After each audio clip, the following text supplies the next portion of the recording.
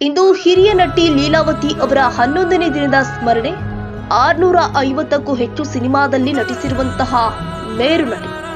ನೆಲಮಂಗಲ ತಾಲೂಕಿನ ಸೋಲದೇವನಹಳ್ಳಿಯ ತೋಟದ ಮನೆಯಲ್ಲಿ ಕಾರ್ಯ.